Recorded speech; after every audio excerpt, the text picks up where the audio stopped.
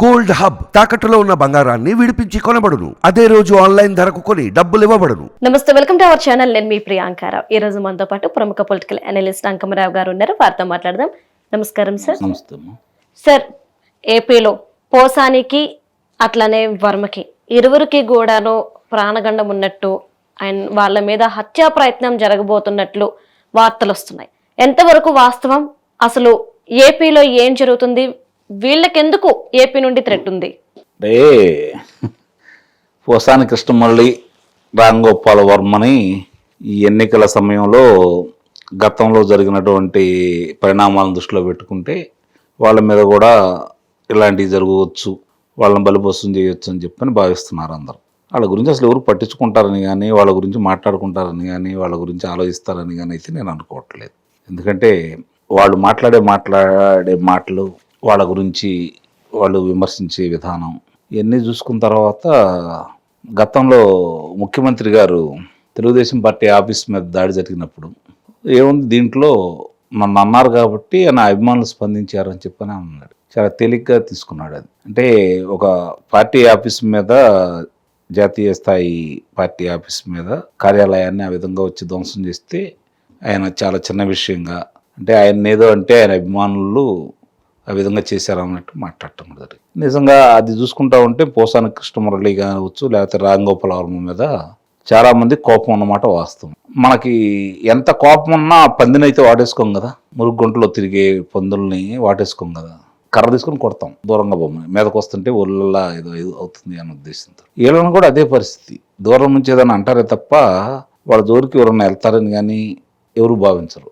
ఇప్పుడు ప్రజలందరూ అనుకున్న మాట, అంటే మీరు వ్యక్తం చేసింది ఒక రకంగా వాస్తవమే. ఎన్నికల సమయంలో ఏదో విధంగా ఎవరో ఒకళ్ళు బలిపశువులు కాబట్టి వాళ్ళని ఏమన్నా బలిపశువులు చేస్తారనేది మీ ధర్మ సందేహం. కొట్టి పారేయలేని విషయమే కానీ వాళ్ళ గురించి ఏదన్నా జరిగితే అయ్యో వీళ్ళకి ఇలా జరిగిందా అని భావించేవాడు ఎవరైనా ఉంటారని అయితే మాత్రం నేను భావించట్లా. ఆంధ్ర రాష్ట్రంలో వాళ్ళిద్దరి గురించి తెలిసిన తర్వాత, అంటే వాళ్ళ జరుగుతున్న ఈ యొక్క, అంటే వాళ్ళు మాట్లాడిన కొన్ని విషయాలు తీసుకుంటా ఉంటే కోపం ఉన్నమాట వాస్తవమే, కానీ జనాలకి దాన్ని అడ్డం పెట్టుకొని, అంటే ఒక రకంగా ఈ ఎన్నికలు సమీపిస్తున్న తరుణంలో రెచ్చగొట్టి ఆయన చేత అట్లా మాట్లాడించి ఈ తెలుగుదేశం వాళ్ళే చేయించారనే భావన వచ్చేలాగా వాళ్ళకి ఏదన్నా జరిగిద్ది అనేది చాలామంది ఆలోచించుకున్నమాట వాస్తవమే. అంటే వాళ్ళకి రోజు ఈ పరిస్థితి కలుగుద్ది అని ఆలోచిస్తున్నారు అంటే ఏ ఏ అంశాలు ఇంతలా ప్రభావితం చేశాయి అని మనం అనుకోవచ్చు? అంటే ఒకటి వాళ్ళు మాట్లాడిన విధానం, అలాగే పేర్లతో, అంటే ప్రతిరూపాలతోటి, అదే రూపాలతోటి చిత్రీకరణ చేశాడు ఆయన కొన్ని చిత్రాలని. చాలా చాలా అతి ఘోరంగా చిత్రీకరించాడు. అలాగే పోసాని కృష్ణమురళి చాలా నీచంగా మాట్లాడాడు. చంద్రబాబు నాయుడు గారి గురించి కావచ్చు, పవన్ కళ్యాణ్ గారి గురించి కావచ్చు, లోకేష్ బాబు గారి గురించి కావచ్చు, వాళ్ళిద్దరి గురించి, వాళ్ళ ముగ్గురు గురించి చాలా ఇబ్బందికరంగాను చాలా దారుణంగా కూడా మాట్లాడటం కూడా జరిగింది. అలాగే రామ్ గోపాల్ వర్మ గారు తన చిత్రాలలో వీళ్ళ ప్రతిరూపాలు, అంటే వీళ్ళ రూపాలతో ఉన్న వాళ్ళని ఎన్నుకొని ఈ విధంగా చేశారు రాష్ట్రానికి, అంటే అధికారం రావడం కోసం వాళ్ళు అది చేస్తారు ఇది చేస్తారు అన్నట్టు ఆయన కూడా చిత్రీకరించారు. దాని మీద న్యాయస్థానానికి వెళ్ళినప్పుడు కొన్ని మాటలు మాట్లాడుకోవడం కూడా జరిగింది. కొంతమంది అటు, కొంతమంది ఇటు కూడా. ఆ మాట్లాడిన దాన్ని దృష్టిలో పెట్టుకొని సహజంగానే వాళ్ళు ఇంత నీచంగా ప్రవర్తించారు కాబట్టి వాళ్ళకి ఏదన్నా చేస్తారేమో అనే భావన వ్యక్తమయ్యేలాగా వీళ్ళు రెచ్చగొట్టాలని ప్రయత్నం చేశారు. కానీ వాళ్ళ గురించి పట్టించుకుంటారని అయితే నేనైతే భావించట్లేదు. వాళ్ళని బలిపశం చేస్తారని కూడా నేను అనుకోవడం. వాళ్ళకి కావాల్సిన పెద్ద తలకాయలు. మరి ఆ పెద్ద తలకాయలు ఎవరై ఉండొచ్చు అంటారు? ఇక అది మనం ఊహాగానాలకి మనం వదిలేయాల్సిందే తప్ప, ఇప్పుడు చాలా మంది కూడా భావిస్తున్నారు ఏదో జరుగుతుంది కుటుంబ సభ్యులకి కావచ్చు, అటు విజయమ్మ గారికా, చెల్లెల గారికా ఇట్లా భావించారు. కాబట్టి అట్లాంటి ఈ ఎన్నికల్లో ఈ పని చేయవు, దాని జోలికి వెళ్తారని అయితే నేనైతే భావించట్లేదు. అంటే ఎందుకు ఈ విధంగా, అంటే రాయి ఇన్సిడెంట్ వాళ్ళకి కలిసి రాకపోవడం వల్ల ఇలాంటి స్టెప్ తీసుకోబోతున్నారా, లేదంటే ఎందుకు ప్రతిసారి వాళ్ళు తీసుకుంటారని అదే నేను చెప్తున్నాను. తీసుకుంటారని అయితే నేను అనుకోవట్లేదు. ఇవాళ ఉన్న పరిస్థితుల్లో అలాంటి ప్రయత్నాలు చేస్తారని నేను అనుకోవట్లేదు.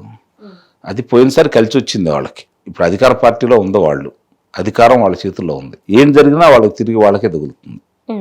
మరి ఎలక్షన్లో గెలవడం కోసం ఇటు అధికారంలో ఉన్న వైఎస్ఆర్సీపీ ఎలాంటి పనులు చేయబోతుంది అనుకోవచ్చు, ఎలాంటి పనులు చేస్తుంది అని కూడా మనం భావించాం. అంటే ఒకటి హింసాత్మకంగా ఉంటాయి, అవి హింసను ప్రేరేపించే విధంగా వాళ్ళ శ్రేణులను ఇప్పటికీ రెచ్చగొడతానే ఉన్నారు.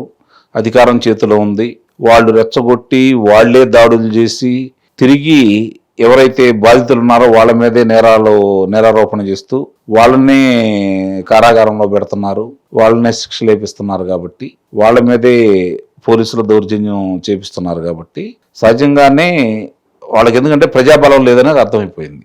కాబట్టి ఏదో రూపేణ మళ్ళీ తిరిగి అధికారం అనేది జగన్మోహన్ రెడ్డి గారికి కావాలి. అంతే తప్ప జగన్మోహన్ రెడ్డి గారి అవసరం రాష్ట్రానికి ఉందని ప్రజలు భావించాలిగా. ప్రజలు భావించట్లేదు కాబట్టి వాళ్ళు ఈరోజు భయపడుతున్నారు, తిరిగి అధికారంలో రాదని భయపడుతున్నారు. వాస్తవం కూడా అట్లానే ఉంది చూడబోతే. కాబట్టి ఏదో విధంగా కంపితులను చేయాలి ప్రజల్ని. ఎన్నికల సమయంలో ఓటింగ్కి రాకుండా చేయటం కోసం వాళ్ళు విశ్వ ప్రయత్నాలు చేస్తారు, రకరకాలుగా వాళ్ళ ప్రయత్నాలు వాళ్ళు చేస్తారు. కాబట్టి కొంచెం ఆందోళనలు జరగవచ్చు, కొన్ని చోట్ల దాడులు కూడా జరగవచ్చు. అట్లా భయభ్రాంతులకు గురి చేయాలో వాళ్ళు ప్రయత్నం చేస్తున్నారు. ఎంతవరకు సఫలీకృతం అవుతారు అనేది చూడాలి. అందుకే కేంద్ర ఎన్నికల సంఘం వాళ్ళు పారామిలిటరీ దళాలను పిలిచి ప్రత్యేకంగా దీన్ని ఈ రాష్ట్ర ఎన్నికల్లో ప్రత్యేకంగా భావించి సరైన పహరా కాస్తే ప్రశాంతంగా వాతావరణంలో ఎన్నికలు జరిగితే బాగుంటుంది అనేది నా అభిప్రాయం.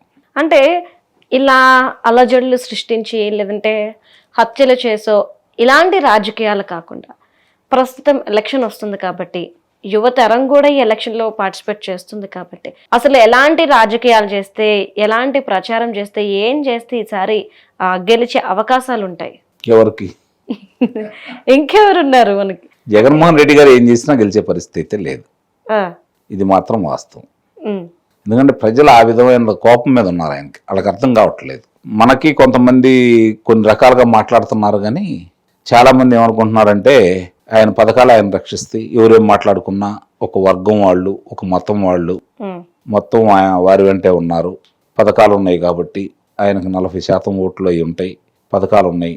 ఈ పైనుంచి మాట్లాడే వాళ్ళు రేపు ఎన్నికలకు రారు, ఎన్నికల రోజు ఆంధ్ర రాష్ట్రంలోకి రారు, వాళ్ళు ఎన్నికల్లో పాల్గొనరు, వాళ్ళైతే మొత్తం పాల్గొంటారు.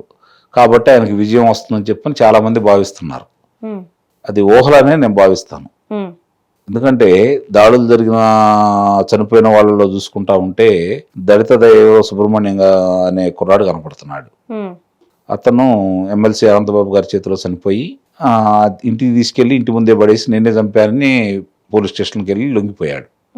మరి ఆయన ఈరోజు బయట తిరుగుతూ ఉన్నాడు, ముఖ్యమంత్రి గారి సభలో సమావేశాల్లో హాజరవుతానే ఉన్నాడు.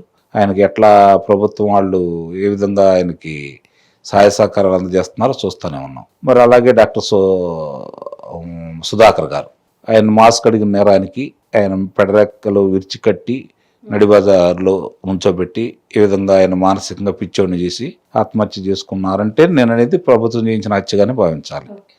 మరి ఇట్లా ఒకళ్ళని కాదు, రెండని కాదు, అబ్దుల్ సలాం కావచ్చు, కుటుంబం రైల్వే ట్రాక్ మీద ఉండి ఆత్మహత్య చేసుకుంది. అలాగే చంద్రయ్య యాదవ్ గారు నడిబజార్లో పేక్ కోసి చంపేశారు. ఆయన జై జగన్ అంటే అన్నందుకు జై చంద్రబాబు అంటూ చనిపోయాడు ఆయన.